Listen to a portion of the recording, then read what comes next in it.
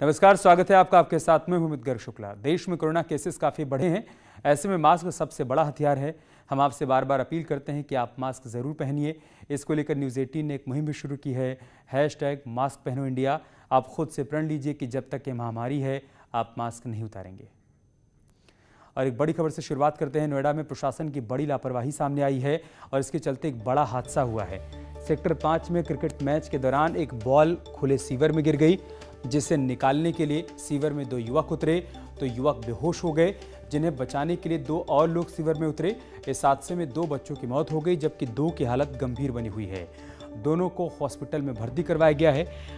जल निगम पार्क में हादसा हुआ है। सवाल यही है कि आखिर किसकी लापरवाही से इन बच्चों की जान गई है। तस्वीरें भी हम आपको दिखा रहे हैं। यही वो जगह है जहां पर ये दर्दनाक हादसा हुआ है।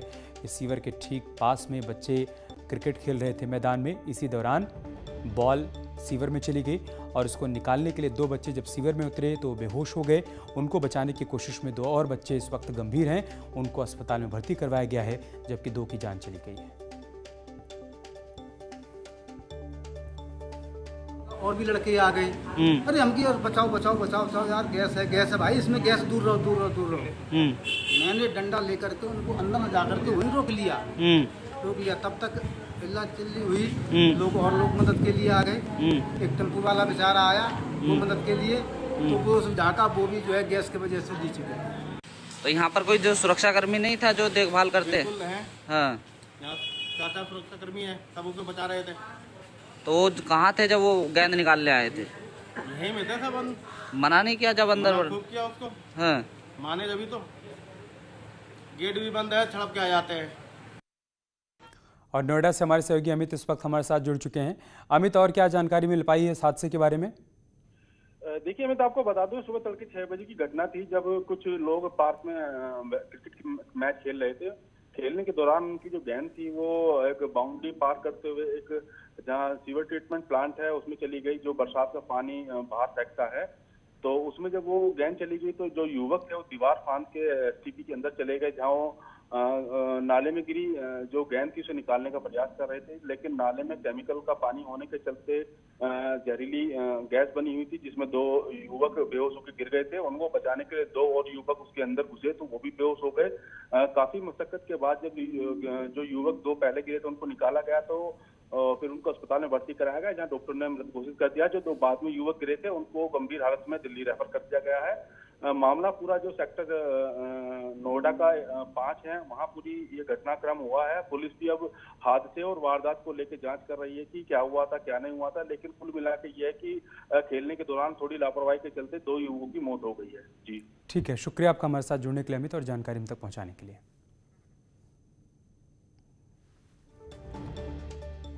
तो 2 तस्वीरें हम आपको दिखा रहे हैं हादसे के बाद की। पहली तस्वीर में आप देखिए, यही वो जगह है जहां पर ये दर्दनाक हादसा हुआ और 2 लोगों की जान चली गई। और दूसरी तस्वीर में आप रोते बिलखते परिजनों को देख सकते हैं, जिनके अपने आज इस हादसे का शिकार हो गए हैं। वहीं 2 की हालत अब भी गंभीर है, उनको अस्पताल में भर्ती करवाया गया है।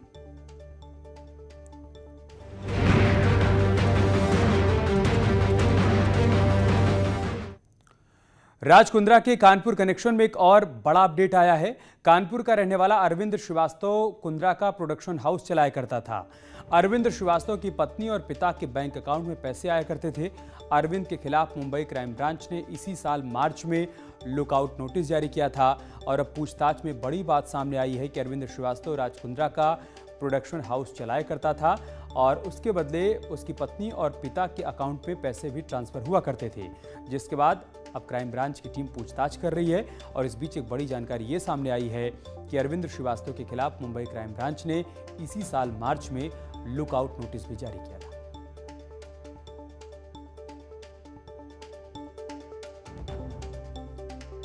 न्यूज में आ रहा है, उसमें अरविंद श्रीवास्तव का भी नाम आ रहा है। इस वक्त अरविंद जी के घर पे हम मौजूद हैं, उनके फादर अनुराग श्रीवास्तव जी हमारे साथ हैं। सर, राज कुंद्रा से आप लोगों का टच बताया जा रहा है? सवाल ही नहीं पैदा होता। हम तो कभी बॉम्बे गए ही नहीं। अरविंद क्या फादर है? हाँ। तो अरविंद उनका प्रोडक्शन का सारा काम देखते हैं? ये हमें उसके बारे में अरविंद उस पर काम करता था, इसमें हेलवेट पैकेट में। अच्छा, उसमें HP में था वो। सर, हर्षिता आपकी बहू है? हाँ। उसके अकाउंट में 2.5 करोड़ आए, आपके अकाउंट में 5 लाख रुपए इकट्ठे आए, उस पर भी जांच हो रही है? 5 लाख बहुत पहले 5 लाख। आया नहीं था तो हाँ। परेशानी हाँ। है, 5 लाख रुपए दे देते हैं। आप उनकी मदर हैं? हाँ जी, कितना पैसा? तो वो आता था तो कभी कुछ तकलीफ रहती थी तो दे देता था पैसा। तो बहुत दिन से आया नहीं था, 2 साल से, तो उसने 5 लाख बोला दीदी की तबीयत ठीक नहीं रहती है, दवाई वाई के लिए चाहिए। आपका क्राइम ब्रांच की कभी टीम आई? कुछ नहीं, कभी नहीं, पूछताछ में नहीं कोई नहीं। राज कुंद्रा से आप लोगों के संबंध हैं? नहीं भी हम लोग क्या जानते हैं उन लोग, वो तो फिल्म उन के हैं, उन लोग को क्या मालूम। मतलब अरविंद उनसे करीब है ये माना जाता है? नहीं, अरविंद मेरा बेटा है, लेकिन हम ये सब नहीं जानते ये सब चीजों के बारे में। तो आपने देखा हमारे साथ ये अरविंद वो व्यक्ति है जिसका नाम क्राइम ब्रांच की जांच में सामने आया कि अरविंद राज कुंद्रा के प्रोडक्शन का सारा काम था। उसके पेरेंट्स निर्भया श्रीवास्तव, जिसका बार बार जिक्र हो रहा था, और हर्षिता का, ये उन्हीं का घर है। हर्षिता के अकाउंट में कितना पैसा आया क्या ये बताने की स्थिति में नहीं, इनके अकाउंट में कितना पैसा आया इसकी भी स्थिति में नहीं है। अब देखना ये होगा जब क्राइम ब्रांच अपनी इन्वेस्टिगेशन पूरी करेगी तो ये मालूम चलेगा कि इनका उसमें क्या रोल था। विजय आशीष पांडे के साथ अमित गंजू, न्यूज़ 18 कानपुर। और अब एक और बड़ी खबर की बात करते हैं। मुख्यमंत्री योगी आदित्यनाथ के विधानसभा चुनाव लड़ने की चर्चा के बीच गोरखपुर ग्रामीण के विधायक विपिन सिंह अपनी सीट से चुनाव लड़ने का न्योता दे रहे हैं। विपिन सिंह ने कहा है कि अगर महाराज जी चुनाव लड़ते हैं तो ये उनके लिए सौभाग्य की बात होगी।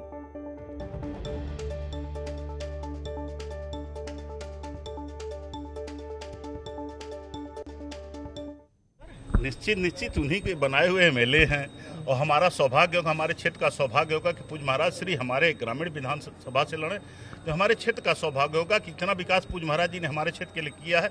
निश्चित है यहाँ की जनता उनको सराखों पर बैठाएगी और बड़े बम्पर वोटों से पूज्य महाराज जी को यहाँ से चुनाव जिताएगी। जब पूज्य महाराज जी को मुख्यमंत्री यहाँ से चुना गया तब भी मैं पहला व्यक्ति था कि गोरखपुर से कि मैं अपनी सीट छोड़ दूंगा, क्योंकि उन्हीं के कृपा से हम हैं।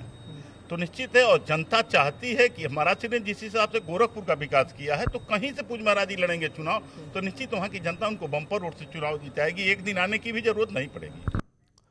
उधर अयोध्या से बीजेपी के विधायक वेद प्रकाश गुप्ता ने भी अपनी सीट छोड़ने की पेशकश की है। उन्होंने कहा कि अगर योगी आदित्यनाथ अयोध्या से चुनाव लड़ते हैं तो अयोध्या की जनता के लिए ये गर्व की बात होगी। कोई किसी की सीट होती नहीं है, ये मुझे अवसर मिला, उसके बाद में प्रसन्नता की बात हुई। यदि माननीय मुख्यमंत्री जी यहाँ से लड़ना चाहते हैं तो लड़ेंगे। हम लोग प्रसन्नता के साथ माननीय मुख्यमंत्री जी की उसमें रहेंगे। और ये यदि मुख्यमंत्री जी यहाँ से लड़ते हैं तो ये हम सब लोगों के लिए, अयोध्या वासियों के लिए, पूज्य संत में तो सबके लिए प्रसन्नता की बात है। सीएम योगी सिद्धार्थनगर के दौरे पर हैं। सिद्धार्थनगर में मेडिकल कॉलेज की तैयारियों का उन्होंने जायजा लिया और साथ ही सिद्धार्थनगर में पीएम मोदी के दौरे की तैयारियों की समीक्षा भी की। पीएम मोदी 30 जुलाई को सिद्धार्थनगर से प्रदेश के 9 जिलों को मेडिकल कॉलेज की सौगात देने वाले हैं। उससे पहले सीएम योगी आदित्यनाथ आज यहां पर तैयारियों की समीक्षा करने के लिए पहुंचे थे।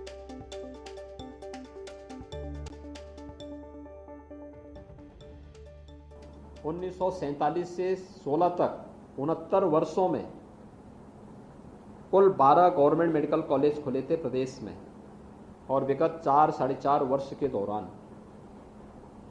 प्रदेश में अब तक हम लोग 8 मेडिकल कॉलेज विगत वर्ष में प्रारंभ कर चुके हैं, 9 को इस सत्र में प्रारंभ करने जा रहे हैं और 15 अगले सत्र में हम प्रारंभ कर देंगे। इसके अलावा 16 ऐसे जनपद प्रदेश के बच रहे हैं जहां पर कोई भी गवर्नमेंट और प्राइवेट का मेडिकल कॉलेज नहीं है, जैसे महाराजगंज है, संत कबीर नगर है, मऊ है, बलिया है। ऐसे इन जनपदों के लिए भी हम लोगों ने एक कार्य योजना तैयार की है।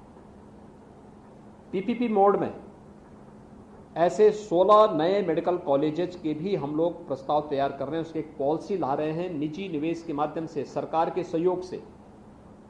वहां पर भी हम मेडिकल कॉलेज बनाएंगे। जब हमारी सरकार का 5 वर्ष का कार्यकाल पूरा होगा, उत्तर प्रदेश के हर जनपद में एक अपना मेडिकल कॉलेज होगा। इसके अलावा हम आभारी हैं प्रधानमंत्री मोदी जी के कि उन्होंने प्रदेश को 2 एम्स भी दिए और दोनों विगत सत्र में क्लासेस प्रारंभ हो चुकी हैं, गोरखपुर एम्स में भी और रायबरेली एम्स में भी। सीएम योगी के गोरखपुर दौरे का आज तीसरा दिन था। सुबह दर्शन पूजन के बाद सीएम योगी ने जनता दरबार में लोगों की समस्याओं को सुना और अधिकारियों को जल्द से जल्द निस्तारण के लिए आदेशित भी किया। सीएम योगी ने थाने और तहसील की समस्याओं को वहीं पर निपटाने के निर्देश दिए। खबर मथुरा से, जहां पर हाईवे पर टोल को लेकर हंगामा हो गया। बीजेपी के विधायक ने टोल फ्री करवा दिया। 20 मिनट तक गाड़ियां वहां से बगैर टोल टैक्स चुकाए गुजरती रहीं। बीजेपी विधायक पूरण प्रकाश का आरोप है कि टोल पर गाड़ियों की लंबी लाइन लग जाती है, जिससे लोगों को दिक्कतें पेश आती हैं। विधायक पूरण प्रकाश का थप्पड़ मारते वीडियो भी वायरल हो रहा है। गाड़ियों की लंबी लाइन और एम्बुलेंस फंसे होने की वजह से विधायक का पारा गर्म हुआ। वहीं टोल प्रबंधन ने बीजेपी एमएलए के आरोपों को गलत बताया। हंगामे की वजह से टोल को करीब 10,000 रुपए का नुकसान हुआ।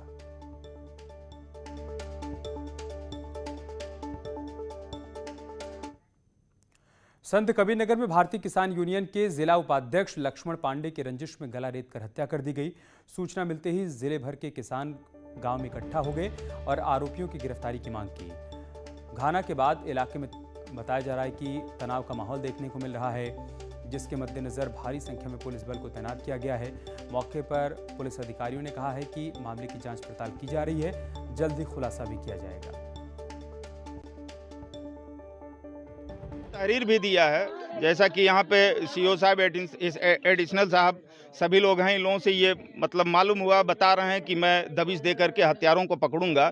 अगर जो हत्यारे कल तक नहीं पकड़े गए तो ये भारतीय किसान यूनियन जो है ये जिले पर किसी भी अधिकारी को चैन से बैठने नहीं देगा। जो जानकारी प्राप्त हो रही है, अभी किसी बात को लेकर यहाँ मारपीट हुई है जिसमें उनकी मृत्यु हो गई है। परिजन तहरीर दिए हैं, जिनका नाम है उसमें से कुछ लोगों को पूछताछ की हिरासत में ले लिया गया है। उधर सीतापुर में डबल मर्डर की वारदात को अंजाम दिया गया है। महिला और युवक की हत्या हो गई है। दोनों के सिर काटे गए हैं। शव से कुछ दूरी पर दोनों के सिर मिले हैं। दोनों शवों की अभी तक शिनाख्त नहीं हो पाई है। तालगांव इलाके के पडरिया की तस्वीरें इस वक्त हम आपको दिखा रहे हैं, जहां पर सुबह ग्रामीणों ने 2 शव पड़े हुए देखे। पुलिस को सूचना दी गई। पुलिस टीम मौके पर पहुंची। देखा गया कि दोनों ही शवों के सिर धड़ से अलग हैं, जिसके बाद पुलिस अब शिनाख्त की कोशिश कर रही है, लेकिन अभी तक कामयाबी नहीं मिल पाई है।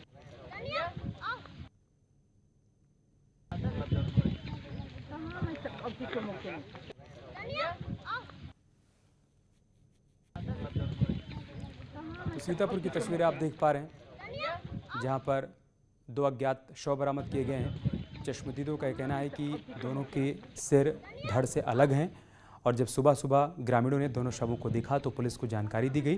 पुलिस टीम अब मौके पर पहुंची है, जांच पड़ताल की जा रही है, पहचान की कोशिश हो रही है, लेकिन अभी तक शिनाख्त हो नहीं पाई है। नेटवर्क